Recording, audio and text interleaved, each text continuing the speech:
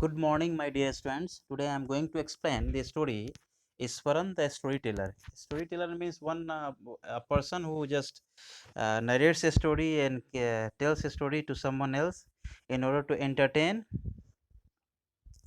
So, in this story, Iswaran will see how he is a storyteller and whom he is telling his stories and what sort of a story he used to tell.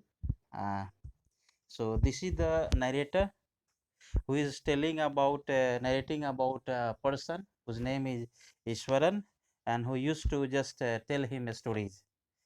So he was a bachelor, his needs were simple, okay, and he was able to adjust himself to all kinds of odd condition. This was the observation of the narrator, that he was a bachelor, okay, and he was very simple and he was able to adjust, okay, in all sort of condition,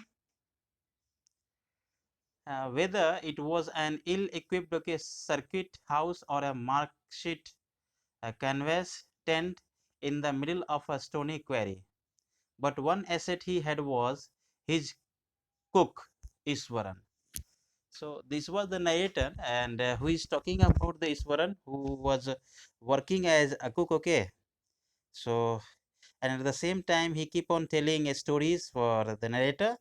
So he's telling that he had some work, okay, uh, but his asset was, means very valuable thing was that it was Iswaran. So see how he was asset, how he was valuable object for him. The cook was quite attached to Mahendra. Mahendra is actually the narrator here. I am not telling you anything, okay, before. I am, because this is the story part, you will have to learn, you will have to read the story. So that's why I am trying not to give the brief summary of the story and then I will try to just explain.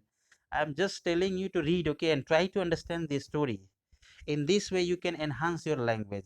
So I am reading, see how I am reading and how I am connecting the events, characters, and incident with you all. The cook was quite attached to Mahendra and followed him uncomplainingly wherever he was posted. Means it was Mahendra, okay, his work was some odd work, okay, and he was transferred sometime, so he used to have his cook, that name is Iswaran, and Iswaran was also just moving with Mahendra, okay, all the time without any complaint. He cooked for Mahendra, washed his clothes, okay, and chatted away with his master at night. This was the work of Mahendra, the means Iswaran, that he used to wash the clothes of the narrator, that is Mahendra, and chat, always chatted in the night.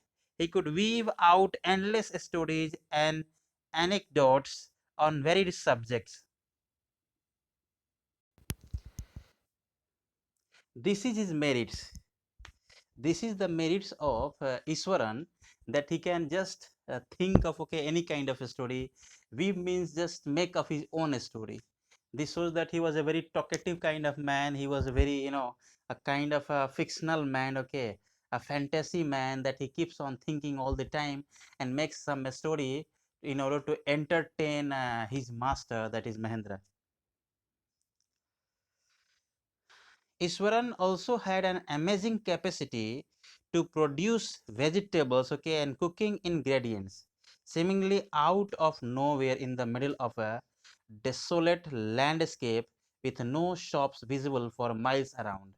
He is telling the place he was living there, okay, means he was a very nice cook. Indirectly, he is telling that he was a very nice cook and he cooks very, very well. He would miraculously conjure up the most delicious dishes made with fresh vegetables within an hour, okay, of arriving at the zinc sheet, okay, shelter at the new workplace. This was his skill, that he could prepare meal for his master, okay, with no time, means very short time. Mahendra would be up early, okay, in the morning and leave for work, okay, after breakfast, carrying some prepared food, okay, with him. So this was the work of Mahendra, means the master. Meanwhile, Iswaran would tidy up the shed, wash the clothes, and have a leisurely bath, pouring several buckets of water over his head. And after, when Mahendra went for his work, this was the daily routine of Ishwaran, that he just used to clean and have bath, okay, for a long time. And the way he was bathing, pouring several buckets of water over his head, muttering a prayer all the while, means he might be chanting some slokas of Sanskrit or something else. It would be lunchtime by then, okay. After eating, he would read for a while before dozing off, means before taking a nap in the afternoon time. He had a lunch. The book was usually some popular Tamil thriller, okay, to 100 of pages, means he used to write some uh, novels or comics. Its imaginative description and narrative flourishes would hold Iswaran in thrill, and the fantasy or the fiction story of the comic story gave him, okay, a kind of thrill, happiness.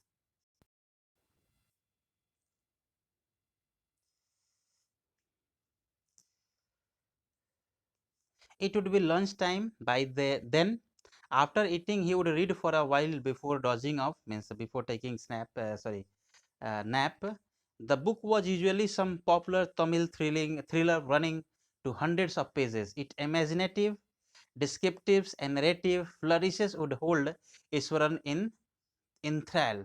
Means this gave him a sense of extreme happiness and elation, and he assumes himself like the characters, okay, whom he loved, okay, in the story. His own descriptions were greatly influenced by the Tamil authors, okay, that he read, and he wanted to be like them, okay. He wanted to express and analyze and narrate the story the way his loved author has narrated and explained. When he was narrating even the smallest of incidents, he would try to work in suspense and surprise ending into the account. Means he was a kind of type person, okay. He wanted to just keep his audience in doubt, and he ends the story with surprise. For example, instead of saying that he had come across an uprooted tree on the highway, he would say, means see a small incident how he's narrating, with eyebrows, okay, suitable, arched, and hands held out in a dramatic gesture. That rose was, means this was his way of explanation. Means he gives complete gesture of his, facial expression, kind of movements, everything, okay, with words. The road was deserted, and I was all alone. Suddenly, I spotted something. This was his way of explanation, that looked like an enormous bushy beast lying sprawled across the road. So, what was the way of and a style of giving explanation of Iswaran, that is very much important. Means he explains very small things in a very big way. I was half inclined, okay, to turn and go back, but as I came closer, I saw that it was a fallen tree with its dry branches spread out. This was his way of explanation. Okay, if something has rooted out, means something here refers to the tree. Mahendra would stretch himself, okay, back in his canvas chair and listen to Iswaran tales uncritically, without judging and without just going to the reality. He just listened the story of Ishwaran, and this shows that he loved him. And because of his style and because of his narrating way, the place I come from he is famous for timber. Timber here refers to the wood. Iswaran would begin. There is a richly wooden forest all around. The logs are hauled on the lorries by elephants. Means how the elephants used to keep or load the big timbers, means big wooden block on the lorries, a kind of truck.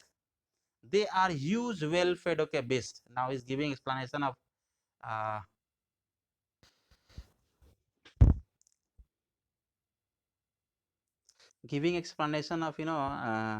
the elephant.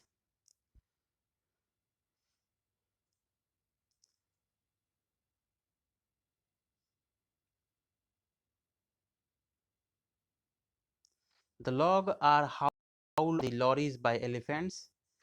They are usual fed beasts. When they turn wild, even the most experienced Mahavat, the elephant keeper, is not able to control them. After this prolonged, Iswaran would launch into an elaborate antidotes involving an elephant. Means here the narrator is trying to tell us that it was a kind of very funny character. It was a very funny person who used to give all the details about his story in a very different way, okay, in a very humorous way, in a very serious way, with his posture, with his gesture, with his facial expression, with hands movements and with words. One day, a tusker escaped from the timber yard and began to roam about, stamping on bushes, a kind of elephant, tearing up wild creepers and breaking branches at will. Means whatever he wanted, he was just breaking and just throwing and moving here and there. Sir, how an elephant behaves when it goes mad, and now he's telling that how elephant become mad. There was a teacher in our time who was teaching us a Sanchipta Ramayan. There was a story book in our time in class, I think it was 5 or class 7, 5 or 6. So on that time, the teacher used to just teach us the incident of if Hanumanji. So the way Hanumanji jumps from this branch to that branch, okay. So he also jumps from the one chair to that chair. So this was his way of teaching. This was his way of giving expression, okay, an explanation with movement. Same is the case with the Iswaran. He was also giving a kind of explanation in a way that he could just give the complete detail of the things he was talking about.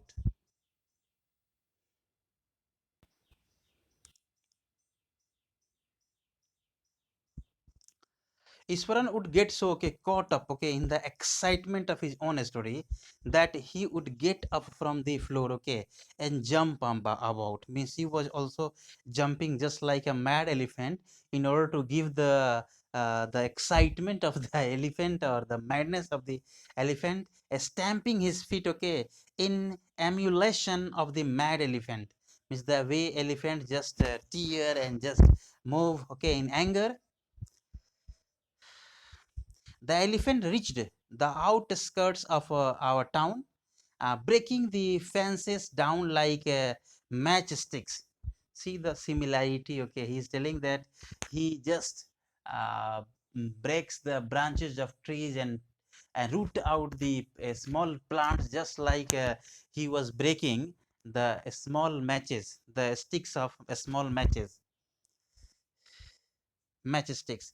He would continue. It came into the main road and smashed all the stalls selling fruits, mud pots, and clothes. Now, with expression, and the narrator is telling here that Iswaran is telling the story that the mad elephant, just uh, smashed, destroy all the stalls, selling fruits and mud pots, that is the earthen pots, and clothes. People ran, held and children, and in panic, and everybody became very unhappy or very much frightened and very much panicked. The elephant now entered a school ground where children were playing, breaking through the brick wall, and now the mad elephant entered in a school, breaking the school wall where the children were playing. And now see the condition of the school. All the boys ran into the classrooms and shut the doors tight. And after what happened, all the children were frightened, and they entered in their classroom, and they just closed that window, sorry, what is that, doors very tight, so that the elephant could not enter. The beast granted here refers to roamed, show, what is that, roaring, shouting, and wandered about and moving here and there, pulling out the football goal post. And now he's just root out, or just pulling or destroying the football goal post, tearing down the volleyball net. Means all the sports things that were in the school playground, they were just destroyed and wandered about volleyball net, kicking and flattening the drum kept for water. Means he was just destroying and disturbing everything, okay, in the school, and uprooting the shrubs, the small plants he was just uprooting. Meanwhile, all the teachers had climbed up to the terrace of the school building. From there, they helplessly watched the depredations of the elephant. And the teachers, okay, of the school were just uh, climbed on the terrace, and they were watching the activity of the mad elephant helplessly. There was not a soul below on the ground. Means there was no presence of a single man, single student, single guard, single teacher in the ground. This shows that they all were, very much terrified, okay, very much panicked by the presence of the mad elephant. The streets were empty, as if the inhabitants of the entire town had suddenly disappeared. See the expression, how this the storyteller is giving explanation. That's why I am not giving any summary or any brief explanation of this book, because this book is based on a story. So when I will tell you the whole story, it will not give you a sense of entertainment. You will not enjoy this. So better you read this story, okay, and try to enjoy this. And just the first activity you will have to do, you read the story, okay, one time, one reading, and underline the new words, okay, and the phrases that you are getting new, and consult dictionary and find out the meaning. And then second reading, okay, try to understand the what a story actually means. So this story is nothing, okay, but only for entertainment, excitement, for critical thinking, imagination enhancement, and nothing else. See, he was telling that there was no place, or there were no human beings on the streets. This particular sentence is telling that the streets were empty, as if the inhabitants, the human being or the dwellers of the entire town had suddenly disappeared, as if they have disappeared, okay, just like Shaktiman. Like this is giving explanation. You will read this story, okay, and you will do the homework assignment. All the best. God bless.